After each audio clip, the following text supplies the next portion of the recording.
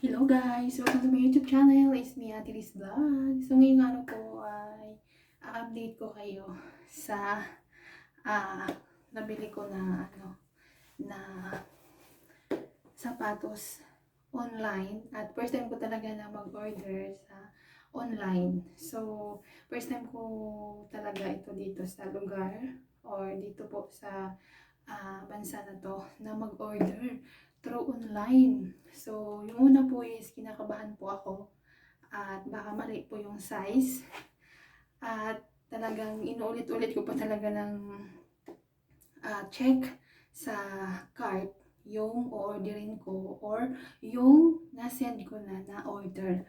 So, kabado syempre at first time natin talaga na mag-order sa online. So, ngayon guys, at hindi ko naman ito sapatos po ito ng aking anak. So, gustong-gusto niya talaga itong kulay. At syempre, hindi naman ako yung namimili ng gusto nila. So, sila talaga yung namili ng kulay at yung gusto nila. So, tayo is order lang. At syempre, bilang nanay, ay ibigay natin yung gusto ng ating anak. Pero hindi naman yung kada gusto is bibigay mo. So, may consequence yan. Or yung may tinatawag na dahilan, no?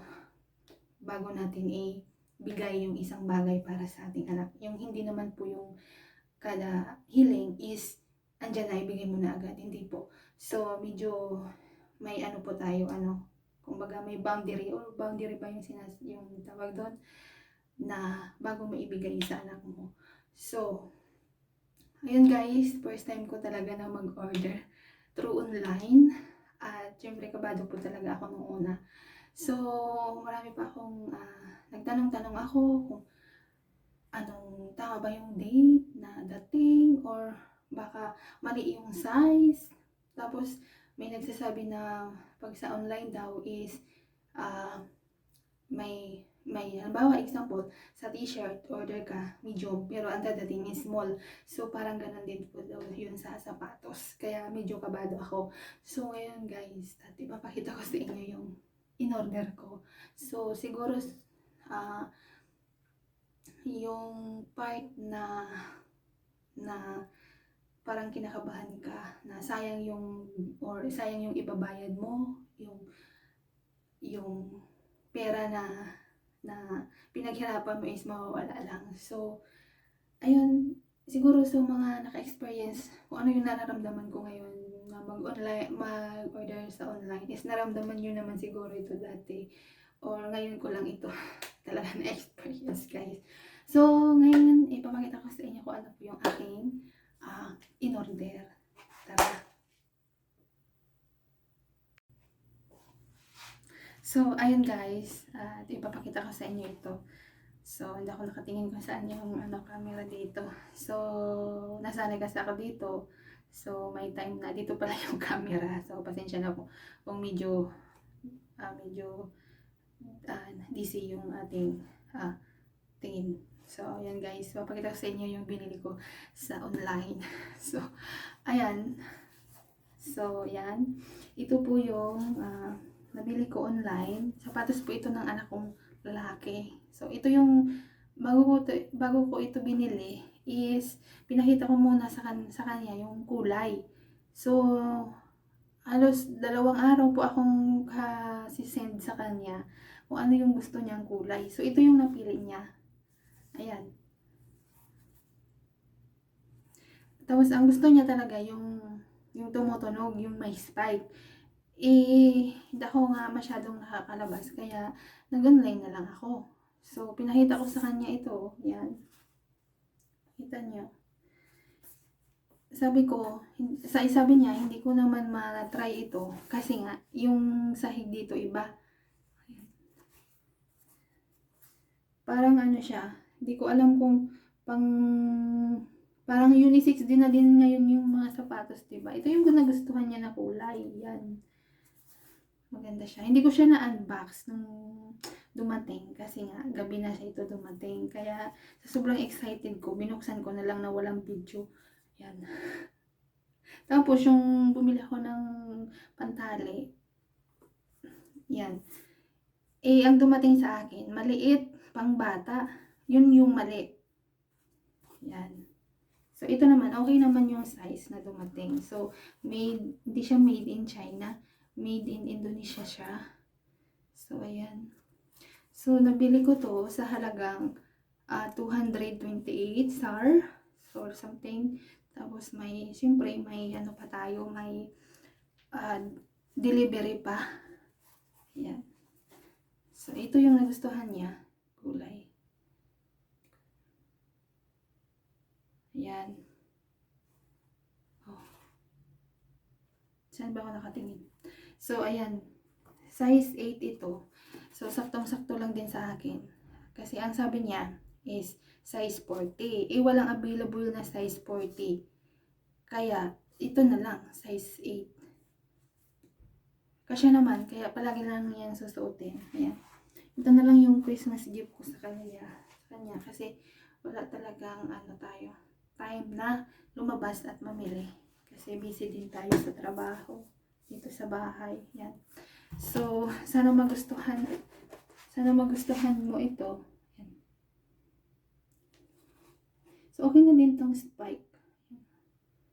May spike na din siya. Kasi sabi niya, yung tumutunog, mama, yung gusto ko yung tumutunog. Hindi ko alam kung tumutunog. Lagyan mo ng Christmas, Christmas song para tumunog. Lagyan mo ng bell. Ayan. So, bilang nanay, masaya ka na din kasi yung pinaghirapan mo na tsaka nabibili mo yung mga pangailangan ng mga anak mo. Ayan. Ito yung nagustuhan niya. So, ipapadala ko ito. So, sa cargo. Si cargo, ipapadala ko ito. Sana umabot ng next year pa. Next year pa ang dating nito. So, ayun guys, may isa pa ako. Siguro, hindi ko alam kung kailan ang dating nun. Sunday pa siguro ang dating. Para naman yun sa anak kong panganay na babae. Yung gusto niya is yung Onitsuka na Tiger shoes. So, ako naman, naghanap naman ako sa True Online at nakahanap naman tayo. So, yung size naman na in-order ko para sa kanya is size 40 o size 40. Size 40. Kasi matangkad yung anak kong babae. Tapos mahaba yung paa. Kaya ito na lang yung sa anak kong Tapos, nakapag ayos na ako ng kahon ko. So, may kulang pa. At syempre, yung mga gamit sa bahay, importante. Syempre, pag tumatanda tayo is, wala na yung mga sa katawan, mga colorete sa katawan, yung mga dati gusto natin yung mga ganun. Pero ngayon, parang nagkakaedad na tayo, is gusto na natin is yung mga gamit sa bahay. So, paunti-unti na lang muna. Siguro by end of this month is mapapadala na natin. Pero hindi naman po 100% yun is pagkain. So, gamit po ng bahay, importante yung binibili ko. So, yan. Papakita ko sa inyo yung aking kahon. At ang nabili ko pala, gusto ko pala na kahon is yung large lang. So, ngayon, nung tiningnan ko yung, di ba nung nakaraan na in-upload ko, nag-alangan ako kung magkakasya yun sa medium. Kaya parang naisip ko, may mga gamit ako na nakakahon pa. Kaya, nung lumabas ako last week, at walang medium or walang large na available doon sa shop na binilan ko ng box. So, ang available lang nila is jumbo, tapos extra large. Sabi ko, ang laki na nun kung jumbo or extra large. So ngayon wala akong no choice ako. At ang nabili ko is yung jumbo. So ngayon nagtanong naman ako doon sa pinapadalhan ko kung magkano ang jumbo at yun nga. So yun, binigay niya naman yung price kung magkano. Okay lang naman, basta't maipadala ko. At mawala na yun dito sa kwarto ko. At madami na akong gamit. So, ayun guys, papakita ko sa inyo kung ano yung aking mga laman ng aking mga box. Tara, let's go! Ay! So, ayun guys, ito yung aking nabili na kahon. So, hindi ko alam kung pwede ito doon sa pinapadalhan ko. Pero nagtanong naman ako kung pag iba yung box, kung pwede sa kanila na magpadala. Ayan, sabi naman is okay lang naman daw. Sabi ko, jumbo yung box. Tapos sabi ko kung magkano yung jumbo. Yun nga, binigyan niya ako ng price. So, yun.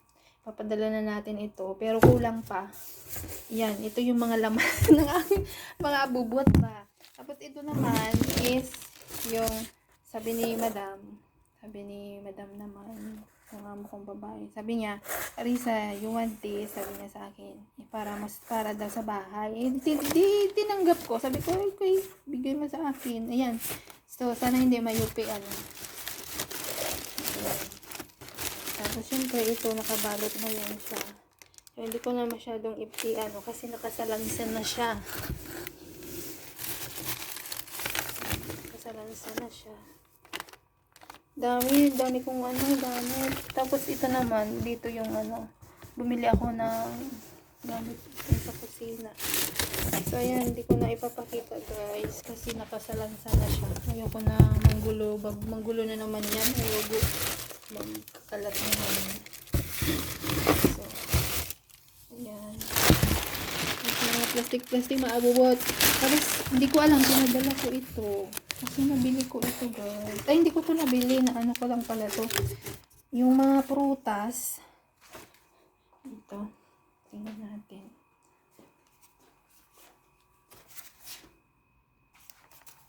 Yung yung prutas. Yung parang pears. Dito pears. Peach baga. Peach nga. So, yung mga buto, parang ako kasi maganda yung niya, yung puno, mababa lang yung puno niya. So ngayon, tuwing kakain ako nitong prutas na to, ay iniipon ko yung buto. So, ngayon, tumingin ako sa nag-search ako kung paano daw tutubo. So ngayon, nung iniipon ko siya, dry. Ang sabi, ilagay daw sa aluminum pag natuyo. So, nilagay ko naman. Nilagay ko muna siya sa tissue. Ito na. Ay! Nulog. So, ito. Ayan. May pa ng tissue. Kasi binalot ko siya ng tissue. Kasi basang-basa siya. So, ayan. Ito yung pears ba to? Yung, parang 3 klase yata yung pears eh. Yan. So, binalot ko siya, guys, ng tissue, nung basa pa siya. Tapos, ito naman yung maliliit na buto. Pears din siya. But, yung yung parang, ibang klase siya, pero parang pares lang din ng kulay. Maliliit lang ito. Yan. Nakita niya. So, ito na. Yun. Binalot ko siya sa tissue, guys. Ayan. So, ang ginawa ko, binalot ko siya ng tissue. Tapos, binalot ko ulit siya ng aluminum foil. So, lalagay ko ito doon sa box. Papadala ko to para ipatanim ko kung tutubo siya. At kung tutubo naman siya, so, happy tayo kasi may puno na tayo ng gantong prutas. So, sana na tumubo. Yung parang para mababa lang to ang puno. Parang lang ang puno nito. Parang bana-bana. Yan. Ito. Papadala natin to pag nag-send tayo ng ating box. So, yun lang po. At sana magustuhan niyo itong video na to kung ano yung aking buhay bilang isang nani po dito sa bansang, alam niyo na kung saan ako. So, ayan po, at sana nagustuhan niyo po itong aking video.